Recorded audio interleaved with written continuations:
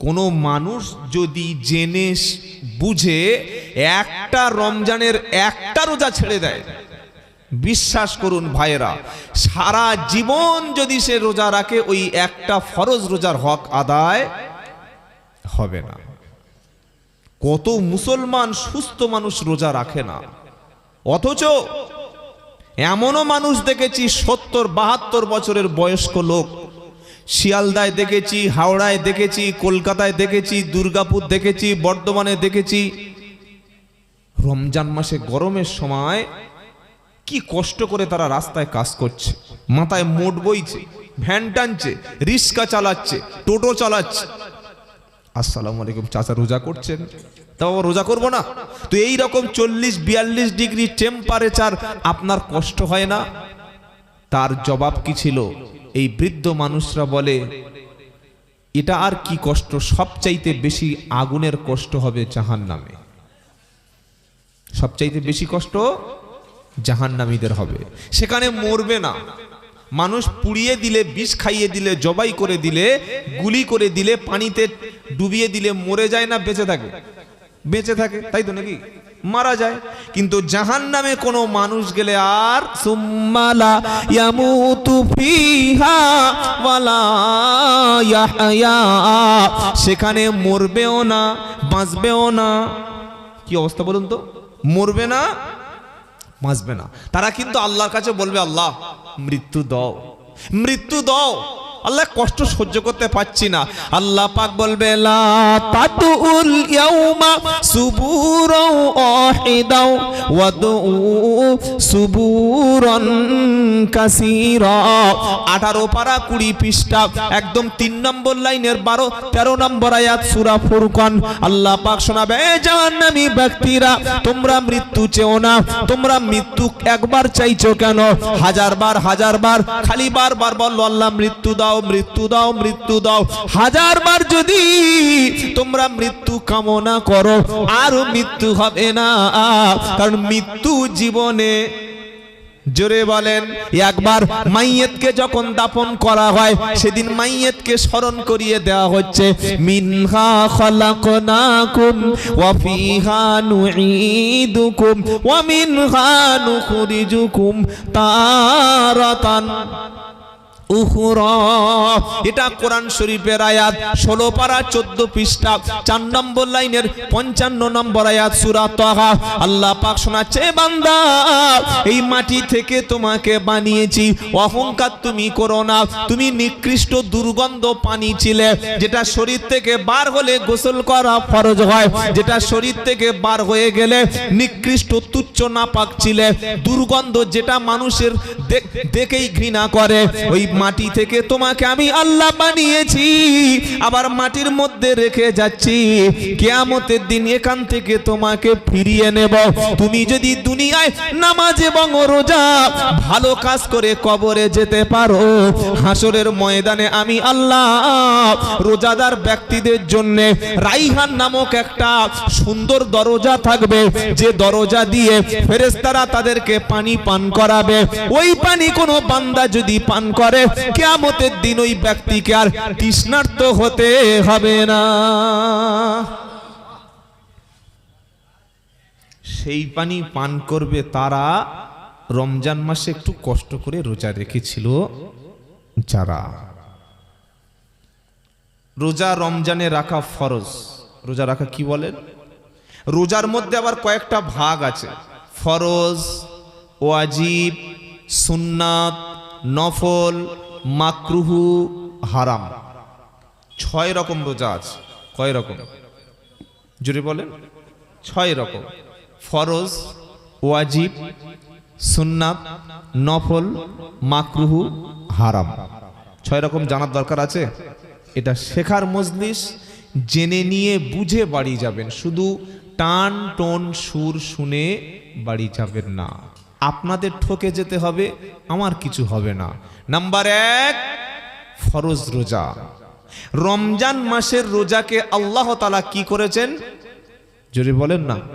ফামান শাহিদা, তার দলিল দেখেন, ফামান শাহিদা মিনকুমুশ শাহরা ফালইয়াসুমহু। সুবহানাল্লাহ। যখন আল্লাহ বলছে ফরজ, তো বান্দা বলবে আল্লাহ ফরজ যে আপনি করলেন তার প্রমাণ কি? সঙ্গে সঙ্গে দলিল আল্লাহ হাজির করলো, ফামান শাহিদা মিনকুমুশ শাহরা ফালইয়াসুমহু। আল্লাহ পাক বলছে তোমাদের মধ্যে যদি কোনো ব্যক্তি রমজান পায় সে যেন রোজা রাখে। সুবহানাল্লাহ। রমজানের যেদিন চাঁদ উঠবে সেদিন থেকে শাওয়াল মাসের চাঁদ ওঠা পর্যন্ত প্রত্যেকটি রোজা নারী এবং পুরুষ প্রত্যেকটা সবল ব্যক্তি সাবালক ব্যক্তির জন্য ফরজ। তবে রোজা সবার জন্য ফরজ না, সাবালকের জন্য ফরজ। কাফেরের জন্য রোজা ফরজ না, সাবালক হতে হবে, মুসলমান হতে হবে, এই ব্যক্তির জন্য রমজানে রোজা রাখা ফরজ।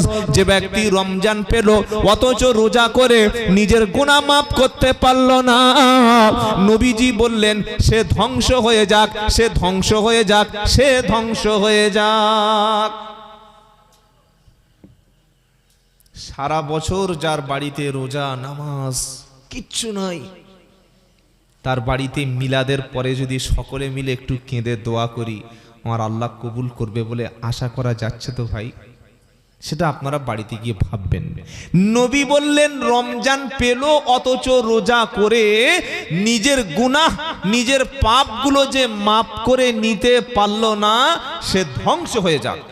নবীর বদদোয়া যার পিছনে লেগে গেছে, আমার মতো ভাড়াটিয়া হুজুর দোয়া করলে জান্নাত পাবে তো?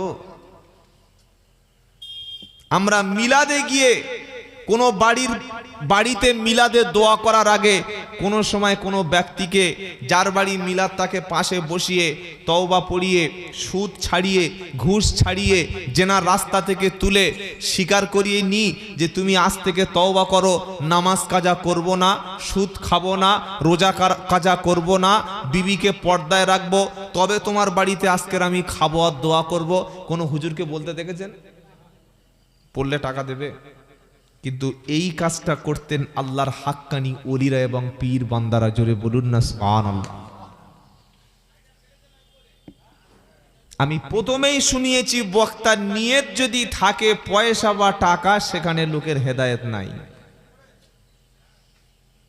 অবশ্যই তো এইটা বলার দরকার ছিল মিলাদে, ভাই আমি এসেছি আপনার দাওয়াতে, এবার আমি একটা দাওয়াত দিচ্ছি তুমি নাও। তুমি দাওয়াত দিয়েছো আমি নিয়েছি, আমার দাওয়াতটা তুমি নাও। কি দাওয়াত? আজ থেকে আর কখনো নামাজ কাজা করব না, আজ থেকে আর কখনো রমজানের রোজা কাজা করব না, আজ থেকে আর কখনো আমার বাড়ির মা বাড়ির মেয়ে বাড়ির স্ত্রীদেরকে বেপর্দায় ছেড়ে জাহান্নামী হব না। তুমি তওবা করো, তোমার জন্য দোয়া করব। এটা বলেছি কখনো? বলেন না। যারা বলতে পারি নাই তাদের মিলাদ কতটুকু কাজ হবে আর কতটুকু হচ্ছে সেটা বুঝতে পারছেন আপনারা। অনেকে মনে করবেন কি বলছেন হুজুর, এইসব লোকের জন্য কাঁদলে দোয়া কবুল হবে না। একটা ব্যক্তির নাম বলবো একটু পরে, তার নাম হচ্ছে আব্দুল্লাহ ইবনে উবাই। তো ফরজ রোজা রমজানের, এই ফরজ রোজা যদি কেউ জেনে বুঝে কাজা করে ছেড়ে দেয় তাকে কিন্তু জাহান্নামে যেতে হবে। আর কেউ যদি রমজানের রোজা পেয়ে যদি বলে আমার বাড়ির টাকার অভাব আছে, চালের অভাব আছে, পয়সার অভাব আছে, যার খাওয়া হয় না সেই রোজা রাখবে, যার জমি নাই সেই রোজা রাখবে, যে ভিখারির বাচ্চা বিপিএল কার্ড সেই রোজা রাখবে, আল্লামার যা ধান দিয়েছে, পয়সা দিয়েছে, জমি দিয়েছে, জায়গা দিয়েছে, এখন 2 বছর বসে বসে খাবো, আমার বাড়িতে টাকা আছে রোজা রাখবো কেন রে? এরকম কথা লোক বলে না? বলে না? এই কথা যদি কেউ বলে, আমরা যে ইমামের মানি, কোন ইমাম? ইমামে আজম আবু হানিফা রাহমাতুল্লাহ আলাইহি, সেই মত পথে আমরা চলি। তিনি বলছেন এই ব্যক্তিটা কাফের কাফের কাফের। কেন? আল্লাহর ফরজ হুকুমকে সে তাওহীন করলো, বিদ্রুপ করলো, ঠাট্টা করলো। আর এই ব্যক্তি মরে গেলে তওবা না করে যদি মারা যায়, এই ফরজ রোজাকে অস্বীকারকারী, ফরজ রোজা ইনকারকারী, ওই অবস্থায় মারা গেলে ওর জানাজার নামাজ পড়াও হারাম। যদি কোনো ইমাম ওর জানাজার নামাজ পড়ে, ওই ইমামের পিছনে আর ইমামতি চলবে না। আর কদিন পরে রোজা শুরু হবে, চার দোকানে বসে বলছে রোজা করছে, এ কাজ নি খালি রোজা রোজা, ওসব আমার দ্বারা হবে না। খুব গরম, একটু হালকা ঠান্ডা কথা বুঝেছেন না বোঝেন নাই? রোজা যদি কেউ না রাখতে পারে, ভালো করে শোনেন, কেউ হয়তো রোজা রাখতে পারে নাই ফরজ রোজা, আল্লাহ ইচ্ছা করলে তার ক্ষমাও করতে পারে, আবার শাস্তিও দিতে পারে। পারেন না? পারেন না, আল্লাহর হাত। কিন্তু ওই অস্বীকার যদি কেউ করে, ঠাট্টা বিদ্রুপ যদি কেউ করে, বিসমিল্লাহ, তাহলে সে কাফের। তাহলে কি? কাফের। একজন নামাজ পড়েনি তাকে কিন্তু কাফের বলা যাবে না। যাবে? বেনামাজিকে কাফের বলার ফতোয়া আছে? না। সে মুমিন, তবে পাপিষ্ট মুমিন। তার জন্য জাহান্নামের শাস্তি, জেল খাটা হবে, শাস্তি হবে। কিন্তু কেউ যদি বলে হাঁস মাথা নিচু করে ওই শামুক গেঁড়ি পায়, আমি মাথা নিচু করে কি পাবো? যারা নামাজ পড়ছে তারা খচ্চর লোক, যারা নামাজ পড়ছে তারা আগে ভালো হোক, পরে আমি মসজিদে যাব, বলে না? এই রকম কথা বললে সে আর মুসলমান নয়। ওর বাড়িতে যত মিলাদ পড়ো আর যত খানা করো, কোনো কাজে লাগবে না। কথা বুঝতে পেরেছেন না পারেন নাই? ফরজ রোজা, রমজানে রোজা যদি কেউ একটা কাজা করে, একটার পরিবর্তে আরেকটা রোজা করে দিতে হবে। আর যদি কোনো ব্যক্তি রমজান মাসে রোজা শুরু করে, সাহারি খেয়ে নিয়ে নিয়ত করে রোজা শুরু করেছে, দিনের বেলা রোজা রাখতে রাখতে ইচ্ছা করে যদি কেউ রোজা ভেঙে ফেলে, ওর জন্য টানা 2 মাস কন্টিনিউ 60টা রোজা তার জন্য কাফারা দিতে হবে। হুকুম শুনছেন? আল্লাহর হুকুম। আমি কি বানাচ্ছি নাকি? ওলামারা বসে আছে, জিজ্ঞাসা করবেন। আর যত ওলামা আসবে, হুজুর আসবে, জিজ্ঞাসা করবেন যে উনি ঠিক বলে গেছে। আব্দুল্লাহ জুবাইর যেটা বলছিল ঠিক। কেউ যদি জেনে শুনে রোজা রেখে রোজা ইচ্ছা করে ভেঙে ফেলে, ওই ব্যক্তির জন্য 60টা রোজা রাখতে হবে। এটা হলো তার কাফারা। তাহলে রমজানের রোজার গুরুত্ব এত বেশি, আল্লাহ পাক বলছে এত বেশি গুরুত্ব দিয়েছি লাআল্লাকুম তাত্তাকুন, যাতে করে তোমরা মুত্তাকি পরেজগার হতে পারো।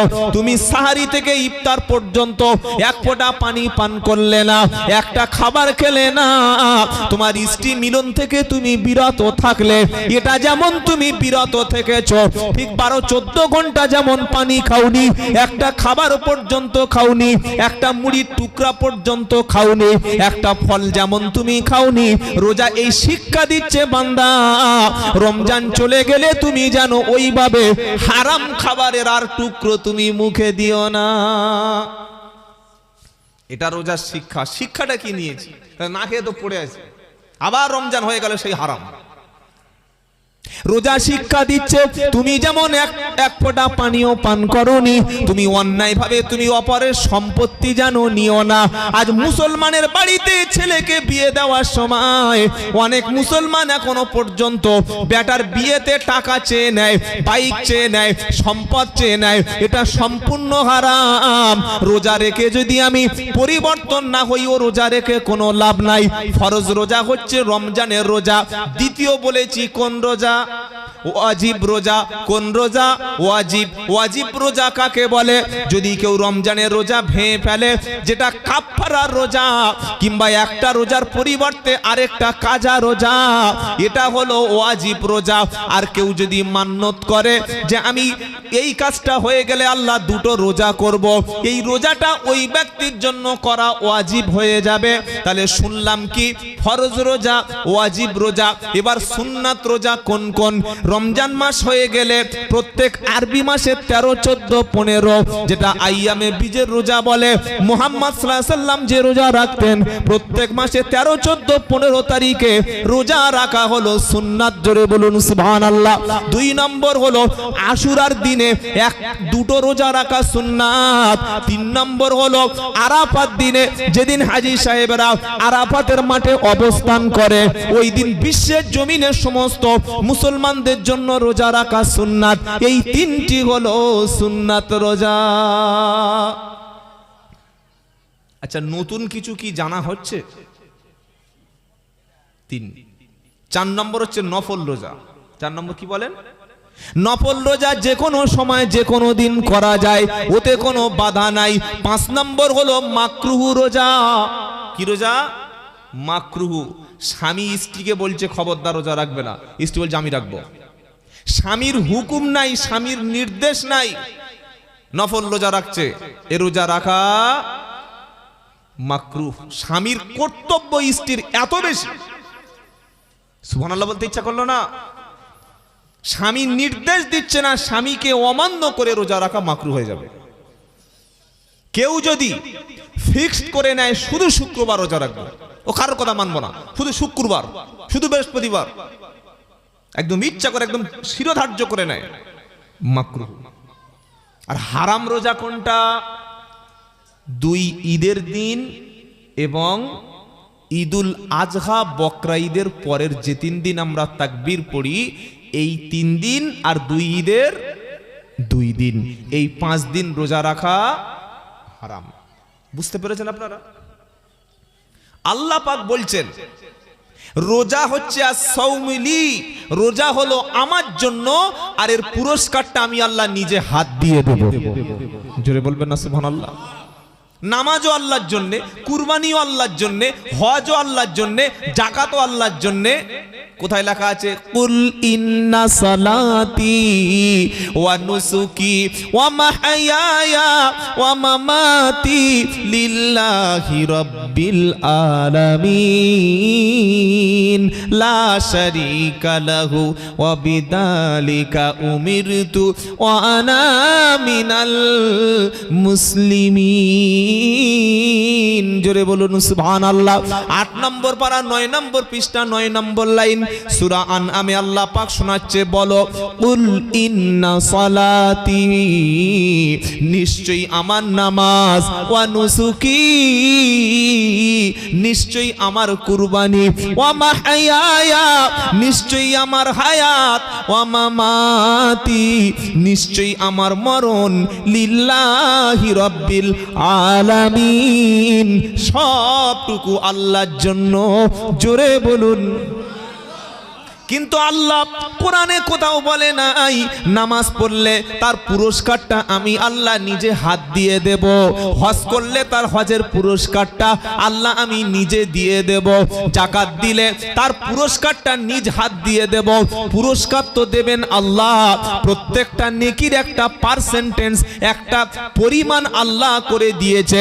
কিন্তু রোজা করলে কত নেকি হবে, কতটা নেকি পাওয়া যাবে, এরকম কোন পার্সেন্টেজ আল্লাহ বলেনি। as-সাওমুলি ওয়া আনা উজুজা বিহি, আল্লাহ বলছে রোজার পুরস্কার স্বয়ং আমি আল্লাহ নিজে। আর রোজার সবচাইতে পুরস্কার হলো কিয়ামতের দিন আল্লাহ তার রোজাদার ব্যক্তিদের সঙ্গে তিনি আলাদাভাবে দেখা করবে। সেদিন দেখা করে কি বলবে জানেন? মশা পড়ে গেল। সেদিন দেখা করবে আল্লাহ, করে বলবে এ বান্দা তুমি কি আমার উপরে রাজি? আল্লাহ বলবে আমি, বান্দা বলবে আল্লাহ রাজি নয় কি? আপনি আমাকে জাহান্নাম থেকে বাঁচিয়ে এই যে জান্নাত দিয়েছেন এটাই তো আমি রাজি। জোরে বলে কেন? কারণ কিয়ামতের দিন, হিসাবের দিন, ফয়সালার দিন, জান্নাতি ব্যক্তিরা যাবে জান্নাতে, জাহান্নামী ব্যক্তিরা যাবে, জোরে বলেন, জাহান্নামে। জান্নাতি ব্যক্তিরা যাবে জান্নাতে, জাহান্নামী ব্যক্তিরা যাবে জাহান্নামে। সেদিন জান্নাতি ব্যক্তিরা, সেদিন জান্নাতি ব্যক্তিরা, রোজাদার ব্যক্তিরা, নামাজি ব্যক্তিরা, আমাদের মতো ঈমান আলা ব্যক্তিগুলি জান্নাত থেকে একটু জাহান্নামে উকি মারবে। দেখি এরা কি করছে। দেখি যারা ইসলাম মানত না, আলেম ওলামাদের গালি দিত, মাদ্রাসা দেখলে গালি দিত, মসজিদকে খারাপ মনে করত, দেখি এরা কি করছে। কোরআন সামনে এসে গেছে। ওয়ানাদা আসহাবুল জান্নাতি আসহাবান নারি আন ক্বাদ ওয়াজাদনা মা ওয়া'আদানা রাব্বুনা হাক্কা ফাহাল ওয়াজাদতুম মা ওয়া'আদা রাব্বুকুম হাক্কা ক্বালু না'আম আল্লাহ পাক শোনাচ্ছে জান্নাতি ব্যক্তিগুলি যারা রোজা রেখেছে, কষ্ট করে নামাজও পড়েছে, ওই ব্যক্তিগুলি জান্নাত থেকে যখন জাহান্নামের দিকে উকি দেবে, ওয়ানাদা আসহাবুল জান্নাতি আসহাবান নারি আন কদ ওয়াজাদনা মা ওয়াদানা রাব্বুনা হাক্কা। জান্নাতি ব্যক্তিরা বলবে, হে জাহান্নামী ব্যক্তিরা, আল্লাহ আমাদেরকে সত্য ওয়াদা দিয়েছিল, নামাজ পড়লে জান্নাত পাওয়া যাবে, রোজা করলে জান্নাত পাওয়া যাবে, দান সদকা করলে জান্নাত পাওয়া যাবে, মুসলমান হয়ে কবরে গেলে জান্নাত পাওয়া যাবে। আমরা জান্নাত পেয়ে গেছি, আল্লাহর ওয়াদা সত্য। এবার আল্লাহ তোমাদের যে ওয়াদা দিয়েছিল, নামাজ না পড়লে জাহান্নাম, সুদ খেলে জাহান্নাম, মানুষের উপরে জুলুম অত্যাচার করলে জাহান্নাম, মুসলমানদের মধ্যে ভেদাভেদ করলে, হিংসা বিদ্বেষ করলে জাহান্নাম, আল্লাহ রাসূলের বরখেলাপ কাজ করলে জাহান্নাম। আল্লাহর ওয়াদা আমরা পেয়ে গেছি। এ জাহান্নামীরা তোমরা বলো আল্লাহর ওয়াদা পেয়েছো কিনা? আমাদেরটা আমরা বুঝে নিয়েছি, তোমরা পেয়েছো? আল্লাহ তো তোমাদের জাহান্নাম দেবে বারবার বলেছিল, তোমরা পেয়েছো? তখন জাহান্নামীরা কি বলবে? ক্বালু নাম, হ্যাঁ পেয়ে গেছি। কারা বলবে? জাহান্নামীরা। ক্বালু নাম, পেয়ে গেছি। এইবার জান্নাত আর জাহান্নামের মাঝখানে একজন ঘোষক, ঘোষক বোঝেন, যিনি অ্যানাউন্স করেন, অ্যানাউন্সার। আর এই ঘোষকের আরবিতে বলা হয় মুয়াজ্জিন। কি বলা হয়? কথা বলে না, মসজিদে মুয়াজ্জিন থাকে না, ওই মুয়াজ্জিনকে বলা হয় ঘোষক, ঘোষণাকারী। সেই কথাটা আল্লাহ কোরআনে লিখছে, ফাআদ্দানা মুআদ্দিনুম বাইনাহুম আল্লানাতুল্লাহি আলাল জালিমিন।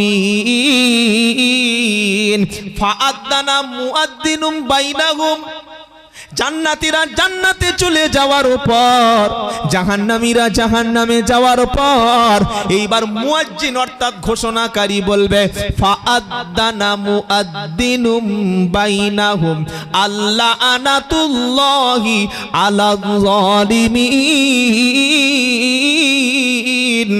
জালিমদের উপরে আল্লাহর লানত অভিসম্পাত।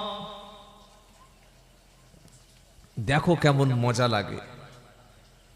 কাদের জন্য জাহান্নাম? তো আল্লাযীনা ইয়াসুদ্দুনা আন সাবিলিল্লাহি ওয়া ইয়াবগুনাহা ইওয়াজা ওয়া হুম বিল আখিরাতি কাফিরুন। আল্লাযীনা ইয়াসুদ্দুনা আন সাবিলিল্লাহ, আল্লাহর দ্বীনের প্রতি যারা মানুষকে নিষেধ করেছিল, মাদ্রাসা থেকে, মসজিদ থেকে, আলেম ওলামাদের থেকে, কোরআন থেকে, হাদিস থেকে, দ্বীন ইসলাম থেকে, সত্য ইসলাম পালনে যারা বাধা দিয়েছিল, আল্লাহর পথে মানুষদেরকে আসতে যারা নিষেধ করেছিল, যারা মানুষদেরকে ইসলাম থেকে দূরে রাখতো, কোরআন থেকে দূরে রাখতো, মাদ্রাসা মসজিদ থেকে দূরে রাখতো, আল্লাহর জিকির থেকে দূরে রাখতো, হকের রাস্তা থেকে দূরে সরিয়ে রাখতো, আর নিজেরা বক্রতা প্রকাশ করত, নিজেরা ঔদ্ধত্য আচরণ করত, তারা প্রকৃত ছিল কাফের। তাদের ঠিকানা আজকে জাহান্নাম। নিজে রোজা করবে না, রমজান মাসের দিনের বেলা মোড়ের মাথায় দাঁড়িয়ে দাঁড়িয়ে চা খাবে। কত বড় হাইব্রিড বেঈমান, একবার চিন্তা করেন। তুই বাবা রোজা করিসনি, পাপ করছিস, তো গোপনে ঘরের মধ্যে বাথরুমে বসে বসে অন্তত দুটো বিস্কুট গরুর মতো খা, সবার সামনে খাচ্ছিস। ছি ছি ছি ছি ছি, তওবা তওবা তওবা, আস্তাগফিরুল্লাহ। রমজান মাসে প্রকাশ্য মুখে দাড়ি রেখে জীবনতলা বাজারে নিজের চোখে দেখেছি লোক বিড়ি টানছে, মুখে দাড়ি রেখে। ও শরীরে কোনো কলেরা নাই, ক্যান্সার নাই, ডায়াবেটিস নাই, কিডনি খারাপ নাই, ওর প্যারালাইসিস নাই, যক্ষা নাই, টিবি নাই, টিউমার নাই, ও সুস্থ। ও কি বলেন না, সুস্থ, কিন্তু ওর হৃদয় অসুস্থ, ওর দিলটা অসুস্থ, ওর ইমানটা, জোরে বলেন, অসুস্থ। আর ঈমান যে অসুস্থ হয়, দিল যে অসুস্থ হয়, এটা আল্লাহ তাআলা কোরআনে বলে দিয়েছে, ফি কুলুবিহিম মারাদ ফাযাদাহুমুল্লাহু মারাদা ওয়ালাহুম আযাবুন আলীম। ওর অন্তরের ব্যাধি যখন এসে গেছে, আল্লাহ রোগকে আরো বাড়িয়ে দেবে। রোজার মাসে রোজা পেয়ে যে রোজা করতে পারলো না, ওর অন্তরের রোগ, জোরে বলেন, দূর হবে না। রোজা এসেছে মানুষের সুস্থ করে দেওয়ার জন্য, জোরে বলেন। যাদের শরীরে কোলেস্ট্রল বেড়ে গেছে, যাদের শরীরে প্রেসারটা বেড়ে গেছে, বিজ্ঞানীরা বলছেন মানুষের শরীরটা 10 মাস 11 মাস কোনো মানুষ খাদ্য খাওয়ার পরে ওই ব্যক্তি 1 মাস থেকে 2 মাস তার স্টমাকটা, তার পাচনতন্ত্রটা, তার খাদ্যের অংশগুলো যেগুলো 24 ঘন্টা কাজ হয়, 1 থেকে 1.5 মাস সেইগুলো 12 থেকে 14 ঘন্টা সে যদি ব্যবহার না করে, অর্থাৎ 1 থেকে 1.5 মাস বছরে কোনো ব্যক্তি যদি না খেয়ে থাকে, আল্লাহ তাআলা বিজ্ঞানীরা পরীক্ষা করে প্রমাণ করেছে ওই ব্যক্তির কোষগুলো, সেলগুলো মজবুত হবে, ওর জীবনে কখনো ক্যান্সার হবে না। জোরে বলুন না সুবহানাল্লাহ। বিজ্ঞানীরা পরীক্ষা করে নোবেল পাচ্ছে। মানুষের শরীরে রয়েছে অসংখ্য কোষ, সেল। একটা বাইক যদি 24 ঘন্টা চালায়, ওই ইঞ্জিন থাকবে? কি বলছেন বলেন? একটা লোক যদি বলে সারাদিন কাজ করবো, সারাদিন কাজ করবো, কদিন কাজ করতে পারবে? 3 দিন, 4 দিন, 5 দিন, তারপরে পড়েছে, হঠাৎ দেখো হার্ট অ্যাটাক, স্ট্রোক। হবে না? হবে না? হবে। তো আমাদের শরীরটাতে যে চলছে, যে গরুর মতো খাচ্ছি, ঘুমাচ্ছি, আমাদের স্টমাক, আমাদের খাদ্যের যতগুলো অংশ, পার্টস আছে, এগুলোর বিশ্রামের প্রয়োজন আছে না নাই? আছে। আল্লাহ সুযোগ করে দিয়েছে যে রমজান মাস এসছে, একটা সুযোগ এসছে, এটাকে তোমরা একটু পরিশ্রম করেছো, একটু রেস্ট দাও, একটু ওটাকে সুস্থ হতে দাও। 1 মাস হয়ে যাবে, আবার তোমার শরীরটা পুরো ফিটনেস ফিরে পাবে। বলুন সুবহানাল্লাহ। এজন্য রোজা লাআল্লাকুম তাত্তাকুন, মুত্তাকি হতে পারো, পরেজগার হতে পারো, খোদাভীরু হতে পারো।